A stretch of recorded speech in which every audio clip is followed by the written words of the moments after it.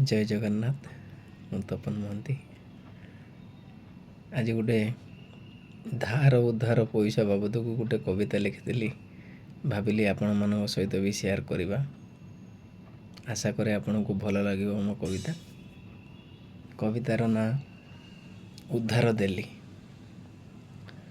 ଉଦ୍ଧାର ଦେଲି ପୁଣି ତାକୁ ମାଗିଲି, ଥରେ ନୁହେଁ 10 ଥର। ଫାଙ୍କି ଦେବି ନାହିଁ, ଦେଇଦେବି ଭାଇ ବାହାନାଟା ପ୍ରତିଥର। ଧୀରେ ଧୀରେ ଭାବ ଅଭାବ ହୋଇଲା, ଆଉ ସମ୍ପର୍କ ରହିଲା ନାହିଁ। ଉଦ୍ଧାରେ ପଇସା ମାଗି ମାଗି ବେହିଆ ହେଲିଣି ମୁହିଁ। ପଇସା ମିଳିବା ସୁନିଶ୍ଚିତ ନୁହେଁ, ପଇସା ମିଳିବା ସୁନିଶ୍ଚିତ ନୁହେଁ। ସବୁ ଧରମ ଉପରେ ଛାଡ଼ିଲି। ବିପଦରେ ବନ୍ଧୁ ସାଜିଥିଲି ବୋଲି ଆଜି ଏତେ କଷଣ ମୁଁ ପାଇଲି। ଧନ୍ୟବାଦ। ଆଶା କରେ ଏ କବିତାଟି ଆପଣଙ୍କୁ ଭଲ ଲାଗିବ। ଜୟ ଜଗନ୍ନାଥ।